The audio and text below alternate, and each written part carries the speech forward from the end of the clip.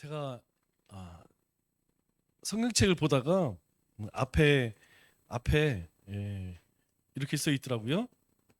어, 한동안 보지 못했다가 성경책 잘 앞에 뭐 이름 쓰는 날이 있잖아요. 여기 보니까 오정훈님께 주후 2019년 9월 27일 김애영 드립니다. 이렇게 써 있어요. 그래서 제가 이 책을 언제 받았나 가만히 생각해 보니까 제자훈련 교재사로 갔다가 아, 이 한영 같이 있는 한영 사전 성경은 글씨가 작잖아요. 그죠? 글씨가 작아요. 잘 안 보입니다.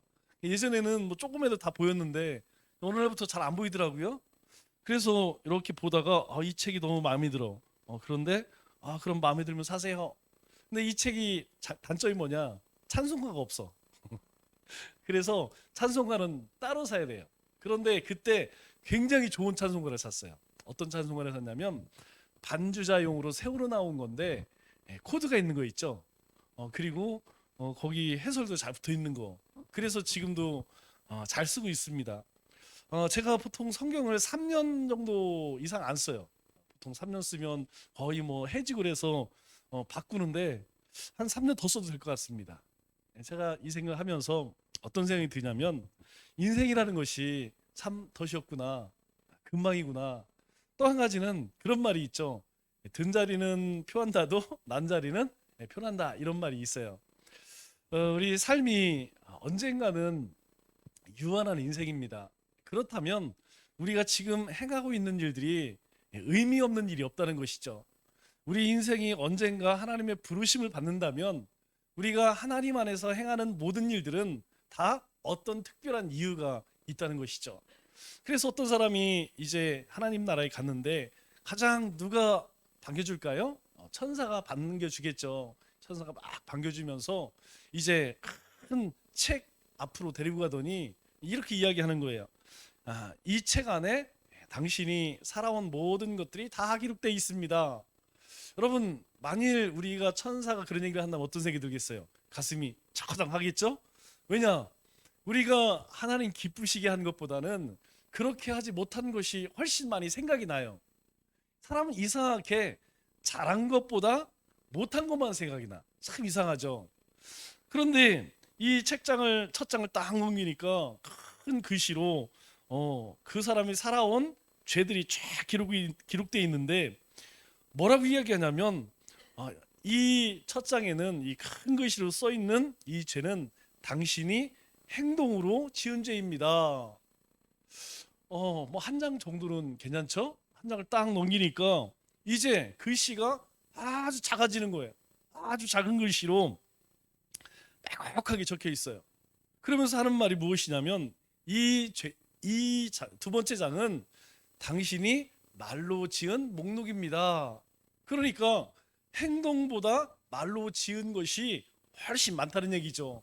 또 한 장을 딱 넘기니까 뭐 거의 글씨를 알아보지 못할 만큼 깨알 만한 글씨, 아주 작은 글씨로 빼곡하게 적혀 있어요.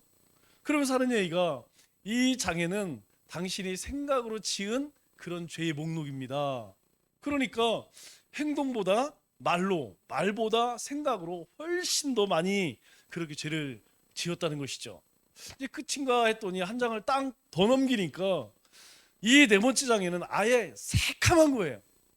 뭐 글씨라고는 보이지 않을 만큼 그냥 새카만 거예요. 그러면서 하는 말이 이 장에는 당신의 마음 안에 있는 죄의 목록들입니다. 이렇게 이야기를 하는 거예요. 여러분 그렇지 않습니까? 우리가 살아가면서 예수님을 영접하고 날마다 주님을 닮아가겠습니다. 주님을 사랑하고 주님이 사랑하시라고 하셨으니까 사랑하고 용서하고 그렇게 베풀고 나누는 삶을 살겠습니다. 뭐 수도 없이 주님 앞에 고백하고 결심하지만 사실 우리 마음 가운데에 품은 이 죄의 목록을 적는다면 여러분 그냥 새카매 그 중에 일부가 우리의 입술 가운데에 또 우리 행동 가운데 나타나는 것이라는 것이죠. 여러분 마음이라는 게 뭘까요? 마음은 우리의 생각을 담아두는 바구니입니다. 여러분 우리의 삶은 그리스도의 삶은 하나님의 말씀을 담는 거예요. 우리의 삶은 우리의 삶 속에 하나님의 말씀을 드러내는 겁니다. 우리 한 사람 한 사람은 어떤 존재냐? 하나님의 영을 담은 그릇이에요. 우리는 그냥 사람이 아니고 하나님의 영을 담은 그릇입니다. 우리의 삶은 하나님의 말씀을 담아내는 거예요. 우리의 마음은 우리의 생각을 담아놓는 그릇이라는 것이죠. 이 바구니 안에 무엇이 들어냐에 따라서 그것을 꺼내서 뭘로 나오죠? 말로 드러나는 거예요. 그러니까 우리가 어떤 사람의 말을 들어보면 그 사람 마음 가운데에, 마음의 그릇 가운데 뭐가 들어있느냐라는 것을 알 수 있죠. 저는 의견은 다를 수 있어요. 그러나 한 가지 좋아하지 않는 것은 하나님 말씀과 동떨어진 것, 하나님이 기뻐하지 않는 그런 말들은 별로 좋아하지 않습니다. 그리고 몇 번 이야기 나눠서 유익하지 않으면 웬만하면 같이 안 하려고 해요. 왜 그러냐면 같이 해봐야 유익할 게 없어. 내 영적으로 도움이 안 돼요. 왜요? 이 마음속에 담겨져 있는 것 자체가 하나님의 것이 아니라 이 세상적인 것, 악한 것, 더러운 것, 그런 것들이 갖고 있기 때문에 뭐 그 사람 아무리 가르친다고 해서 그게 뭐 쉽게 바뀌겠습니까? 우리 성도님들 얘기하는 것이 아니고 우리 함께하는 이제 그분들 얘기하는 거예요. 그렇기 때문에 이 마음이라는 바구니는 더러운 것들이 담기지 않도록 항상 조심해야 된다는 거죠. 여러분 한 번 담기게 되면 아무리 깨끗한 그릇이라도 여러분 거기에다가 먹물 한 방울만 딱 떨어져 보세요. 여러분 어떻게 됩니까? 어떻게 돼요? 이 맑은 물이요 색이 그냥 다 오염이 돼버리는 거예요. 어젠가 그저께 뭐 김장을 또 열심히 박 여사가 담더라고요. 그러더니 이제 또 시식을 해보러 딱 가지고 왔어요. 그래서 보니까 때깔은 일단 마음에 들어. 그래서 딱 먹어보니까 웬걸 아니나 달라요. 거기다가 뭔가 넣었어. 뭘 넣었을까요? 젓갈. 젓갈을 뭐 이상한 젓갈 하나 넣었는데 본인 입에는 뭐 전혀 냄새가 안 난대. 그런데 저는 한 개 딱 먹고 그 다음에 안 먹었어요. 왜냐하면 안 맞아. 비교상에서 못 먹겠어요. 그럼 많이 안 넣어도 한 숟갈을 넣어더라도 조금 넣어더라도 그 맛이 사라지느냐? 아니라는 것이죠. 우리의 마음이 그래요. 여러분 우리가 주님의 사랑으로 말씀으로 하나님의 영으로 충만하더라도 그 안에 악한 것이 하나 딱 들어오면요 순식간에 그 순수한 것들이 다 오염이 된다니까요. 그러니까 어떻게 돼요? 악한 것이 들어오지 못하도록 뭘 지켜야 돼요? 마음을 지켜야 된다는 거예요. 이 마음을 잘 지키는 것, 이것이요 우리 신앙생활을 잘 할 수 있느냐 없느냐. 그래서 우리가 반복적으로 여러분 자꾸 떠오르는 생각이 있죠. 그 반복적으로 자꾸 어떤 생각이 떠오른다면 그것은 내 마음 가운데 뭔가 담아놓은 게요. 여러분 그거 세상에서 뭐라고 그러냐면 세상의 심리학에서는 잠재의식이라고 합니다. 잠재의식. 여러분 우리 마음 가운데 나도 모르게 자꾸 뭔가 생각이 떠올라. 그것은 내가 평상시에 내 마음의 그릇 안에 자꾸 담아놨다는 거예요. 그렇기 때문에 나도 모르게 툭툭 튀어나온다는 것이죠. 우리 마음속에서 올라오는 이 생각하고 또 이렇게 행동하는 태도를 보면 우리가 하나님의 지배 가운데 있는지 아니면 어두운 이 악한 영 가운데 있는지 금방 알게 되는 거예요. 여러분 우리 마음 가운데 주님을 보고 싶다, 예배하고 싶다, 찬송하고 싶다, 말기 참여하고 싶다, 전도하고 싶다, 기도하고 싶다. 여러분 이런 생각이 자꾸 든다고 하면 그거는 지금 내가 하나님의 지배 가운데 있다는 거예요. 왜? 내 안에 지금 들어와 있는 것이 하나님의 영이라는 것이에요. 그런데 부자 됐으면 좋겠다, 돈 많이 생겼으면 좋겠다, 성공했으면 좋겠다, 뭐 했으면 좋겠다, 자꾸 이런 생각만 난다고 하면 이거는 조금 문제가 있는 거예요. 그렇기 때문에 뭘 지켜야 된다는 거예요? 마음을 잘 지켜야 됩니다. 왜냐하면 이 악한 마귀 사탄이 우리가 예수님을 믿고 하나님의 은혜 가운데 산다 할지라도 그냥 두지 않는다는 거예요. 그냥 호시탐탐 틈만 생기면, 여러분 요만한 조그만 틈만 생기면 그 틈을 비집고 들어온다는 거예요. 그래서 우리 가운데 있는 욕심과 욕망하고 딱 결합이 되면 그때 어떻게 해요? 우리의 입술로 삶으로 이것이 나온다는 거죠. 요즘 애들 말로 탈탈 털리는 거예요. 여러분 우리가 혹시 그런 얘기 많이 하잖아요. 멘탈 붕괴된다. 그냥 멘붕 온다 그러잖아요. 멘붕 온다. 한번 우리가 그렇게 유혹당하게 되면 그냥 우리의 신앙에 멘붕이 온다는 것이죠. 그래서 우리가 그것을 잘 지키기 위해서 하나님께서 회개라고 하는 도구를 주셨어요. 우리가 회개를 한다는 것은요, 내 마음을 점령하고 내 마음을 뺏어가는 이 악한 마귀 사탄을 몰아내는 공격 행위라는 거예요. 여러분, 우리가 하나님 앞에 회개하고 나서 그 일을 또 하려고 하면 어때요? 아이쿠, 우리 뜨거운 거 만지면 어때요? 나도 모르게 막 그냥 반사적으로 그렇게 손이 떼지잖아요. 우리 뭐 뜨거운 거 잘못 만지는가든가 아니면 뭐 뾰족한 거에 찔리게 되면 여러분, 아이고 뜨겁네, 손을 떼야겠네, 여러분 이러지 않습니다.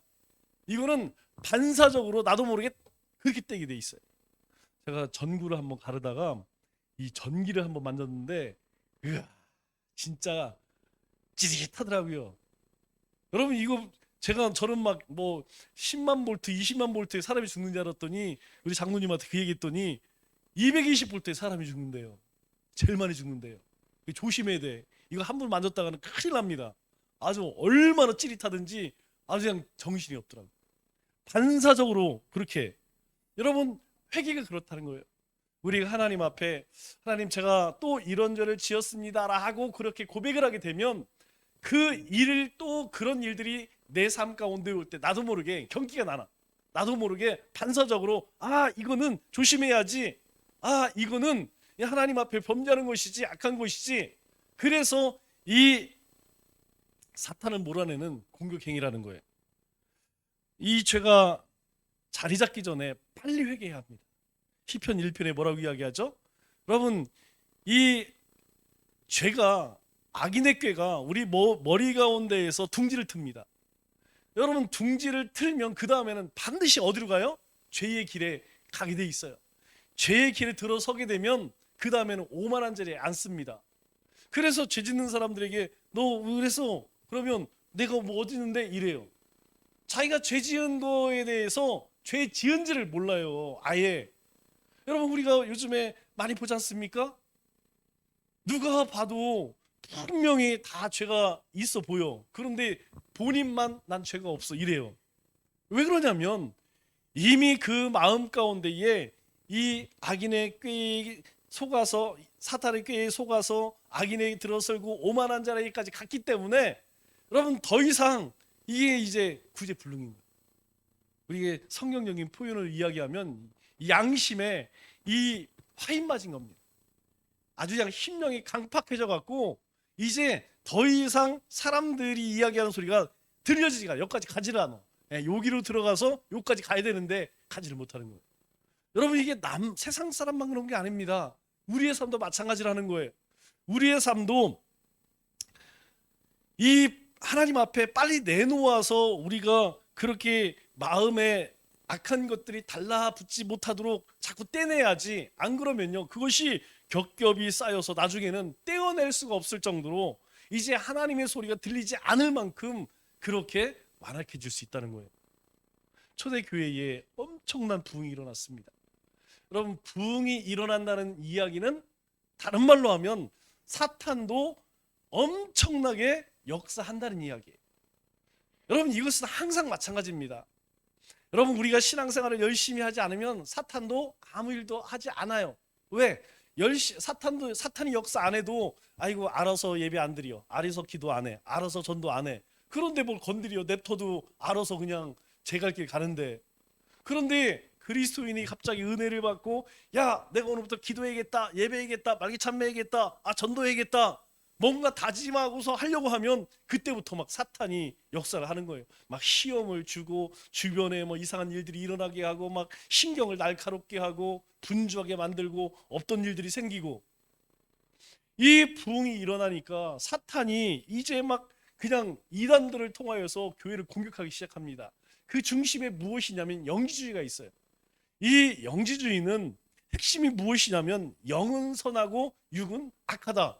여러분, 어떻게 보면 다 맞는 말이죠. 우리는 하나님의 영으로 그렇게 담겨져 있는 그릇이니까 이 몸은 썩어져 없어지고 영은 선하고 육은 악하다. 문제는 무엇이냐면 이러한 사상이 이 유대인의 율법주의와 만나니까, 율법주의는 뭐예요? 할례를 받아야 돼. 그리고 말씀대로 살지 않으면 끝장나는 거야. 뭐 이렇게 합쳐져 버리니까 사도 바울이 전한 구원이 무엇입니까? 우리 오직 구원은 하나님의 은혜로 받는다. 이 신칭의 이 신득입니다. 믿음으로써 구원을 받는다. 이걸 전했는데 말도 되지 않는 소리, 택도 없는 소리. 그래서 한쪽에서는 야, 거기에다가 예수를 믿지만 증거가 있어야지, 할례 해야지, 율법도 지켜야지. 옛날 구약 시대보다 더 힘들어, 더 힘들어. 예수님도 믿고 율법도 지켜야 되고 할례도 행해야 되고. 그런가 하면 또 한쪽에서는 야, 그런 거 다 필요 없어. 이제 우리는 구원받았으니까 우리 마음대로 살아도 돼.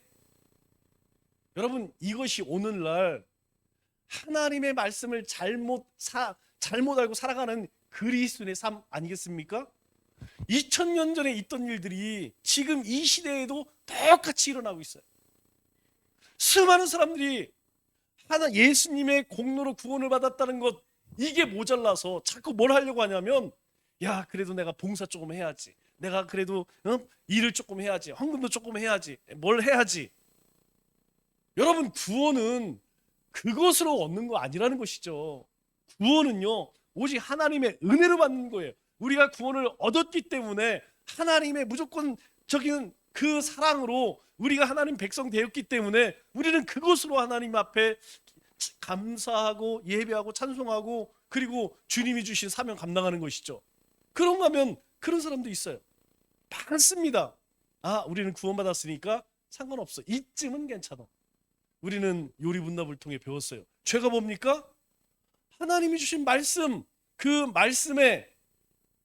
말씀을 어기는 것, 이건 다 죄라고 생각해요. 그런데 부족한 것, 이거는 죄라고 생각하지 않아요. 이거 우리가 뭐 살다 보면 이런 일도 그 정도 쯤이야. 속죄를 누가 하냐면 하나님이 용서하는 게 아니고 자기 스스로 하나님이 되어서 자기가 자기 죄를 자기가 사해. 요쯤이야, 뭐 남들 다 아는데 뭐 이런 것쯤이야. 여러분, 이게 무슨 사상이냐면 영지주의와 형태는 다르지만 똑같다는 거예요. 그래서 이런 일들이 이제 막 이곳 저곳에서 생겨나니까 교회에 혼란이 생기죠. 교회에서 다툼이 일어나게 되죠. 그래서 이 야고보가 이러한 이 성도들의 신앙생활을 보니까 이거 큰일 났어. 이게 뭔가 이게 대단히 잘못됐어. 그래서 뭐라고 이야기합니까? 믿음과 행함은 다른 것이 아니라는 거예요. 믿음과 행함은 같은 것이라는 거예요. 그렇기 때문에 행함이 없는 믿음은 그거 아무 소용이 없다는 것이죠. 나는 믿습니다, 그렇게 말해놓고서 밖에 나가서 안 믿는 것이 사는 것, 그거는 안 믿는 것과 다를 바가 없다는 것입니다. 오늘 우리가 읽은 이 말씀 가운데 인내에 관한 말씀이 나오죠. 여러분, 인내에 관한 말씀도 마찬가지입니다. 우리가 영생을 얻기 위해서 우리가 영생을 얻었어요. 예수 그리스도를 통해서 우리가 영원한 생명을 얻었습니다. 그렇지만 우리가 인내하지 못하면 이 영생을 잃어버릴 수 있을까요? 조금 헷갈리죠? 여러분, 우리가 믿음의 삶을 살다 보면 참아야 할 일 많고 오래 견뎌야 할 일도 많고, 여러분, 수많은 일들이 있잖아요. 그런데 이 영생이라는 것은 영원한 생명인데 만일 그 생명이 중간에서 끝나거나 잃어버린다면 그게 영생일까요? 그게 하나님이 그냥 무조건적으로 베푸시는 은혜의 구원일까요? 그럴 수 없다는 것이죠. 그렇기 때문에 이 인내도 누가 주시는 거예요? 하나님이 주신다는 사실입니다. 우리가 이걸 기억해야 돼요.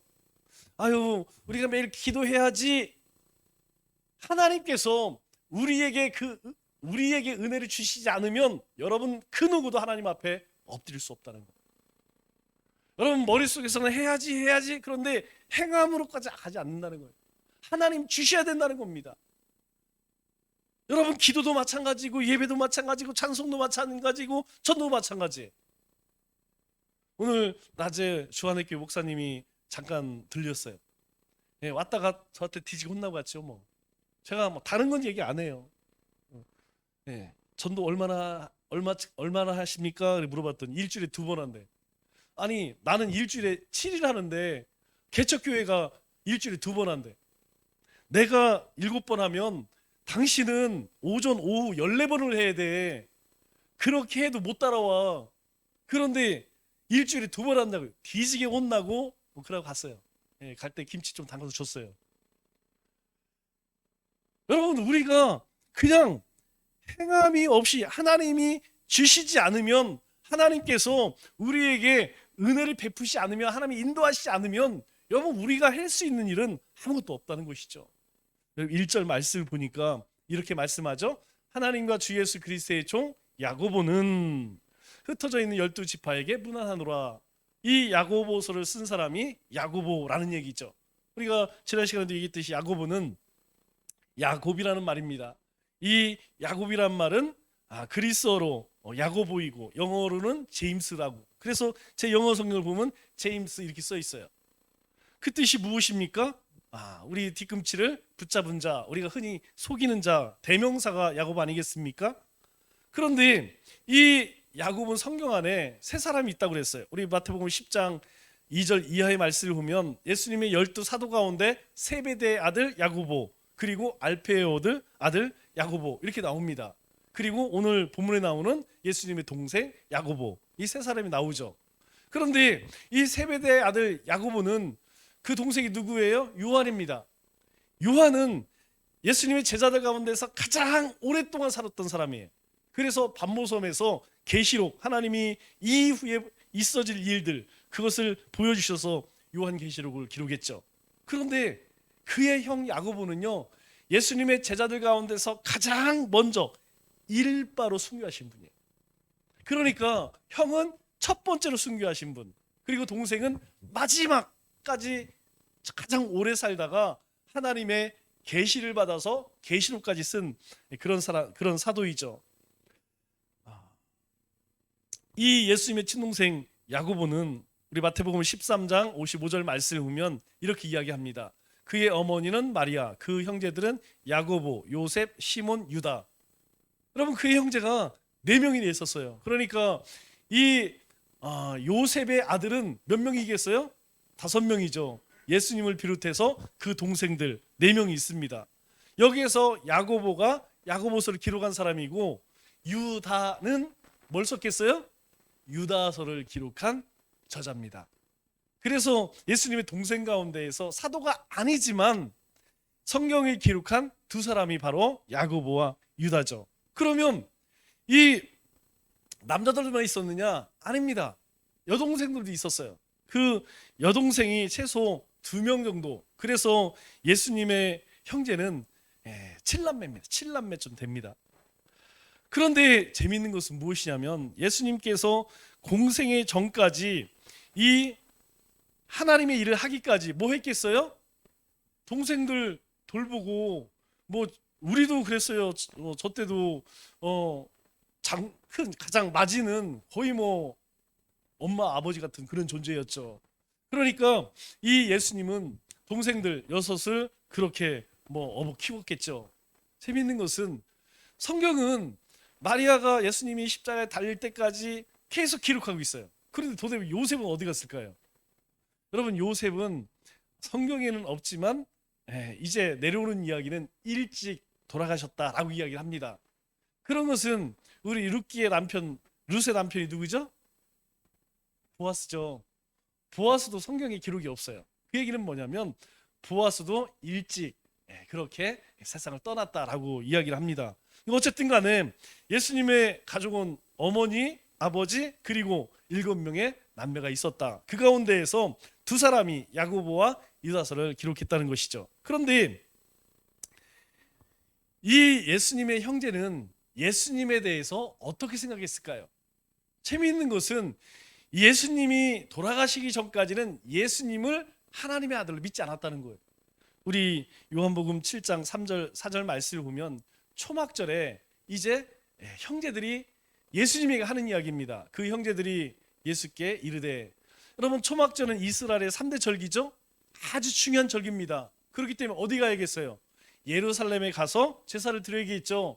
그때에 자기 형에게, 예수님에게 뭐라고 이야기하느냐? 당신이 행하는 일을 제자들에게 보게 여기를 떠나 유대로 가소서. 아니 왜 여기 있어? 아니 초막절인데 왜 여기 있어? 당신을 따르는 제자들에게 당신이 막 그 이상한 일, 기사와 이적들, 하나님의 아들이라고 했던 그 일, 그거를 가서 보여줘. 스스로 나타나기를 구하면서 묻혀서 이러는 사람이 없나니. 아니 그렇게 잘난 사람이 숨어서 일해. 그런 사람 없어. 이 일을 행하려 하거든 자신을 세상에 나타내소서. 숨어서 하지 말고 당당히 들어서 얘기해. 여러분 이 말이 뭔지 아세요? 비꼬는 거예요. 비꼬는 거. 아 형이 집안일 안 놓고 어머니 안 돌보고 아버지가 가업으로 내려진 그 몫을 안 하고 그냥 이 이상한 사람 끌고 다니면서 뭐 하고 다니는 거예요? 그러면 가서 돈 좀 벌어와. 여러분 이 얘기입니다. 그래서 이 이야기, 이 말씀을 사도 요한이 5절에 뭐라고 말씀하냐면 이는 그 형제들까지도 예수를 뭐라고요? 믿지 아니함 이러라. 사도 요한이 볼 때에 예수님의 형제들은 예수님을 믿지 않아. 뭘 믿지 않는다는 거예요? 하나님의 아들로서 이 땅에 보내신 메시아인 것 자체를 믿지 않았다는 것이죠. 그것도 그럴 것이 우리가 한번 생각해 보세요. 어렸을 때에 자기들 막 학교 안 간다고 맨날 뭐 엉덩이 차고 그리고 같이 놀고 그랬던 형인데 어느 날 갑자기 하나님의 아들이, 아니 동네 사람들도 안 믿는데 형제들이 믿겠습니까? 뭐 아무리 뭐 무리를 걸고 뭐 병자를 고치고 했다고 해도 이 동생들이 볼 때에는 말도 안 되는 소리예요. 그럴 수는 있어요. 뭐 어쨌든 특별한 은사를 받아서 그럴지는 모르겠지만 뭔 하나님의 아들 제정신이야? 그래서 요한이 볼 때에는 그 형제들이 예수님 자체를 안 믿어. 그래서 예수를 믿지 아니함이라 이렇게 기록을 합니다. 그런데요, 예수님이 이제 십자가에 죽으시고 부활 승천하시잖아요. 승천하고 나서 우리 사도행전 1장 12절에 보면 제자들이 다 뭐 합니까? 감람원이라는 산으로 올라가서 예루살렘에 돌아오니 감람산에서 이제 예수님 승천하시고 나서 그거 다 쳐다보다가 천사가 야 니네들 뭐 하고 앉았냐? 너희들 본대로 다시 올 거니까 야 빨리 가. 그래서 어디로 가냐면 예수님이 말씀하신 대로 마가의 다락방에 올라가서 어떻게 막 기도하잖아요. 예루살렘 올라가서. 그런데 거기에 누가 있었냐? 13절에 보니까 거기에 예수님의 제자들, 여기 야고보, 여기 야고보는 세베대의 아들이죠. 알페의 아들 야고보도 있었어요. 그런데 놀라운 것은 14절에 이렇게 말씀합니다. 여자들과 예수의 어머니 마리아와 예수의 아우들과 더불어 마음을 같이하여 오로지 기도에 힘쓰더라. 정작 예수님께서 막 그냥 성전에 가셔서 말씀을 전하시고 막 수많은 기사 이적할 때는 그냥 믿지도 않던 형제들이 예수님이 죽으시고 승천하신 이후에는 예수님이 말씀하신 대로 예수님의 제자들과 또 예수님을 따르던 사람과 함께 마가의 다락방에 올라가서 그냥 기도하는 사람으로 그렇게 바뀌어졌다는 거예요. 그 자리에 누가 있었다는 거예요? 그 아우들을, 즉 야고보, 시몬, 요셉, 유다가 다 그 자리에 있었다는 겁니다. 그뿐만이 아니에요. 그 이후에 이 야고보는 예루살렘에서 제일 리더가 누구였습니까? 베드로였죠. 여러분 이 남유다, 이스라엘 남유다에서는 베드로가 가장 리더가 되었어요. 이후에 촛대가 어디로 옮겨집니까? 사도 바울로 옮겨지죠. 그래서 사도 바울을 통하여서 사마리아, 북이스라엘, 그리고 그 위에 시리아, 그리고 터키, 그렇게 복음이 온 땅 가운데 전해지죠. 그래서 사도행전을 보면 전반전에는 누가 주인공입니까? 베드로가 주인공입니다. 베드로가 제자들과 함께 막 복음을 전하다가 잡혀가서 막 여러 가지 일들을 행하죠. 그런데 사도 바울이 등장하면서 싹 바뀌어지죠. 복음이 이제 예루살렘에서 유다로, 유다에서 사마리아로 땅 끝까지 전해지는 기록이. 그런데 그 가운데에서 이 예루살렘 교회 가운데에서 베드로만큼 지도력을 얻게 된 사람이 누구냐? 바로 야고보였다는 거예요. 그러니까 야고보는 베드로와 함께 이 유대인들이 거하는 이 남유다, 이 예루살렘에서 예루살렘 교회를 섬기면서 이 야고보서를 기록했다는 것이죠. 그러면 그것을 어떻게 알았느냐? 여러분 사도 바울이 복음을 전하고 와서 보고를 합니다. 복음을 전했더니 이런 일이 있다, 이런 일이 있다. 놀라운 성령의 역사들이죠. 더함의 역사들과 그리고 회개의 역사들, 막 이런 것들을 와서 막 간증을 하잖아요. 논쟁도 있었지만. 그런데 그렇게 복음은 전해지는데 그리스도인들의 삶을 보니까 이거 심각한 문제가 있는 거예요. 우리에게 그 당시죠. 그 당시에 우리에게 그렇게 구원을 이루시기 위해서 그 주님께서 십자가에서 죽으셔서 우리에게 믿는 믿음으로 구원하신다고 했는데 자꾸 영지주의자들이 또 유대인들이 거기에다가 가라지를 뿌려서 신앙생활을 더 열심히 하는 게 아니라 신앙생활을 더 못하게 만들었다는 것이죠. 그래서 자신을 뭐라고 소개합니까? 이 야고보서를 쓰면서 1절에 보니까 하나님과 주 예수 그리스도의 종 야고보는 이렇게 이야기해요. 여러분, 종이라고 이야기합니다. 사도 바울이 편지를 쓸 때마다 항상 그렇게 이야기하죠. 그리스도의 종이라고 합니다. 여기서 이야기하는 종은 그냥 우리 집에서 일하는 그런 종이 아니에요. 여기서 이야기하는 종은 둘루스라고 합니다. 둘루스. 많이 들어봤죠? 여러분, 이 둘루스는 노예. 여러분, 노예는 자기 생명도 짓게 아니요, 그냥 짐승들처럼 사고 파는 물건이었습니다. 이건 이들에게는 인격이라는 것, 뭐 사람의 품격이라는 그냥 없어요. 그냥 물건이나 그냥 짐승하고 다를 바가 없었어요. 여러분, 이 삶이 얼마나 비참했겠습니까? 그런데 이 야고보는 뭐라고 소개를 해요? 나는 종이다. 난 노예다. 사실 우리도 마찬가지예요. 여러분, 우리도 이전에 죄와 사망의 사탄의 노예였습니다. 그런데 이제는 예수 그리스도의 그 십자가의 보혈로 말미암아서 우리는 하나님의 종, 그리스도 종이 되었어요.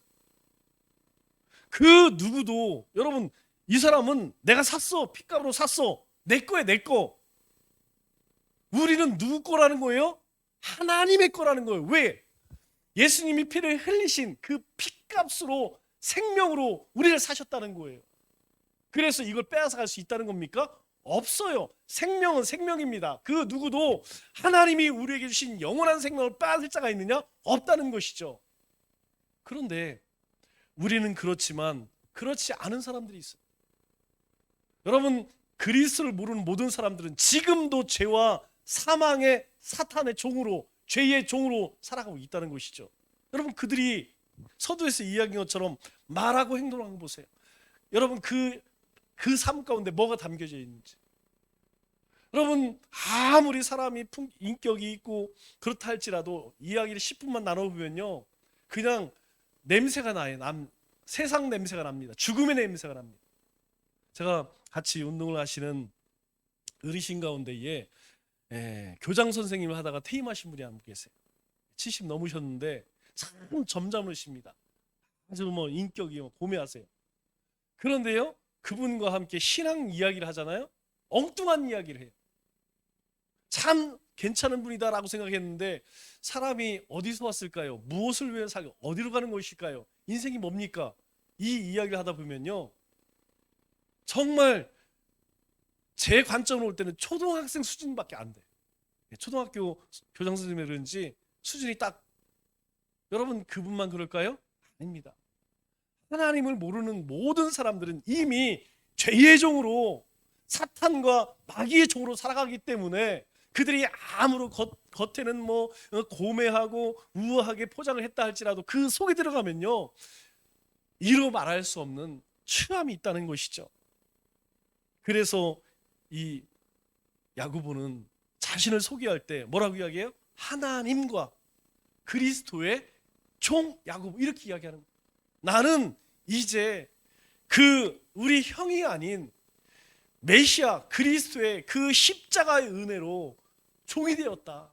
하나님의 일꾼이 되었다는 거예요. 내 목숨, 그리고 내가 하루하루 살아가는 모든 것들은 누구 손에 잡혀 있다는 거예요? 주인의 손에 잡혀 있다는 거예요. 하나님의 손에 잡혀 있다는 거예요. 여러분, 우리가 그런 존재입니다.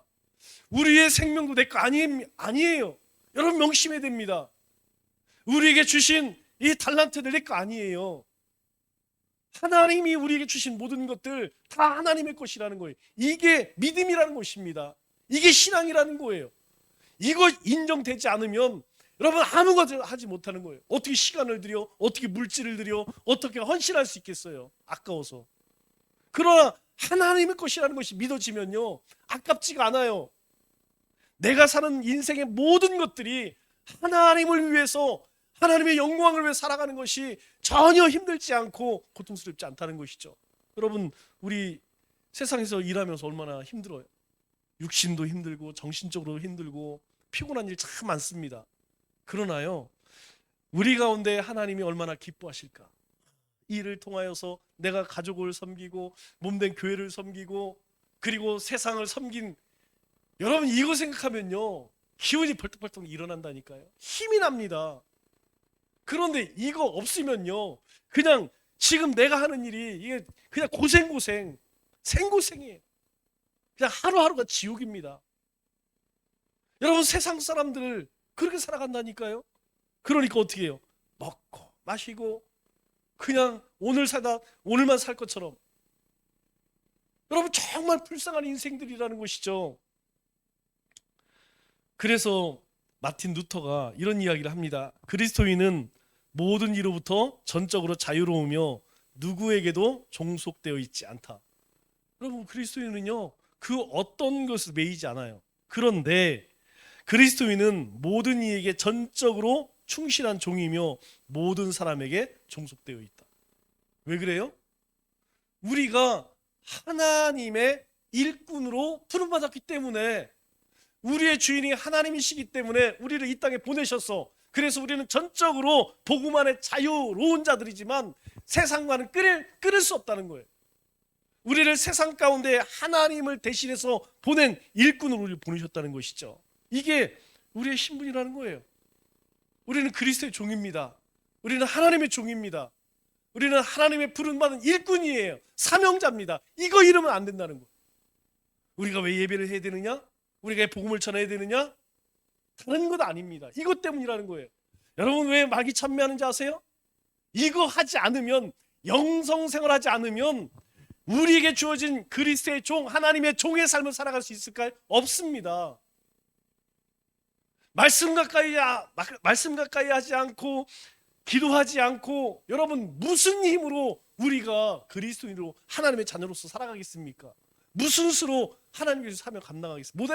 못 한다는 거예요. 그러면 이 편지 누구에게 쓰고 있나요? 우리 1절에 하반절에 보니까 이렇게 이야기하죠. 흩어져 있는 12지파에게 문안하노. 12지파가 지금 없어진 지가 언젠데요. 12지파에게 문안하노. 여러분 여기서 12지파는 이스라엘이 이제 르후엄 때에 싹 나눠지죠. 북이스라엘과 남유다로 나눠집니다. 그때에 이미 북이스라엘은 아수르에서 그냥 사라져 버리고 남유다도 뭐 포로로 끌려왔다 왔다 갔다 하다가 이제 정체성 다 잃어버렸어요. 그런데 흩어져 있는 12지파에게 이 책을 보내노라 라고 이야기하는 의미가 무엇입니까? 여러분 12지파라는 말의 의미는 상징적인 의미를 이야기하는 것이죠. 12지파는 하나님이 세우신 그런 하나님의 택한 백성들이었습니다. 이 12지파라는 이야기는 하나님이 택하신 자들, 여러분 누구를 이야기했어요? 주는 그리스도시요 살아계신 하나님의 아들입니다 라고 고백한 모든 그리스도인을 의미하는 것이에요. 즉 우리를 의미하는 것이죠. 그런데 여기에 뭐가 붙어요? 흩어져 있는, 우리가 흩어져 있는 유대인을 뭐라고 이야기합니까? 디아스포라라고 이야기하잖아요. 여러분 흩어져, 이게 중요한 거예요. 하나님께서 이 이스라엘 백성들 12지파에 해당되는 그리스도인들을 다 예루살렘에 모아놓지 않았어요. 다 유다 땅에 모아놓지 않았어요. 그들 가운데 환란을 통하여서 전 세계로 다 흩으셨습니다. 왜 흩으셨을까요? 이유는 한 가지, 오직 복음 때문. 그들이 신앙을 지키기 위해서 그렇게 터키로, 갑바도기아로, 갈라디아로, 그리고 저 에베소, 빌라도 그렇게 흩어져서요. 거기에서 신앙생활하면서 사람들에게 전합니다. 도대체 당신은 그렇게 기도하고 그렇게 열심히 예배하는데 누구한테 합니까? 예, 저 유대 땅에 이런 사람이 있었습니다. 여러분, 그러면서 막 사도 바울이 가기 이전에 그리스도인들이 있잖아요. 복음이 전해져서 이미 기수의 처소가 만들어지잖아요. 사도 바울이 가서 복음 전할 때에 막 5천 명, 7천 명씩 수많은 사람들이 그렇게 회개하고 돌아오잖아요. 그러면 하나님께서는 왜 이 12지파를 흩으셨을까요? 왜 초대교회의 성도들을 흩으셨을까요? 복음 때문에. 그러면 오늘 우리에게 명령하는 것이 무엇입니까? 이거예요, 이거. 흩어져 그 성에 기쁨이 있게 하라. 여러분, 우리가 하나님의 부름받은 하나님의 일꾼이라면, 주님의 종이라면 우리에게 명령하는 것이 무엇이에요? 흩어지라는 것입니다.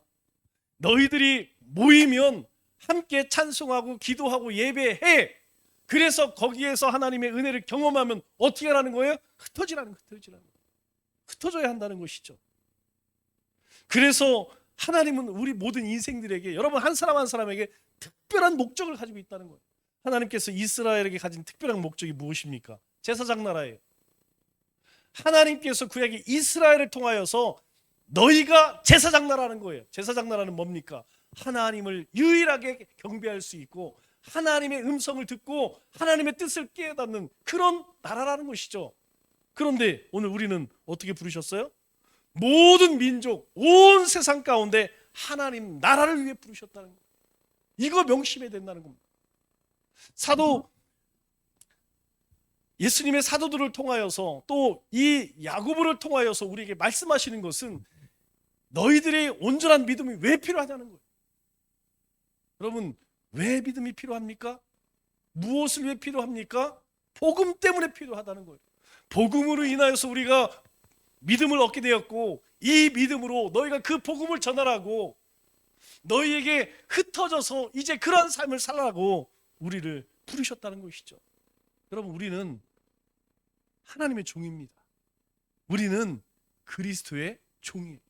말씀을 맺겠습니다. 하나님은 우리를 사탄의 종에서 하나님과 예수 그리스도의 종으로 부르셨습니다.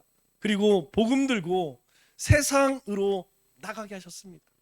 왜 그렇게 하셨을까요? 우리 모두 흩어져 그 성의 기쁨을 전하는 사명자로, 일꾼으로, 종으로 부르셨기 때문입니다.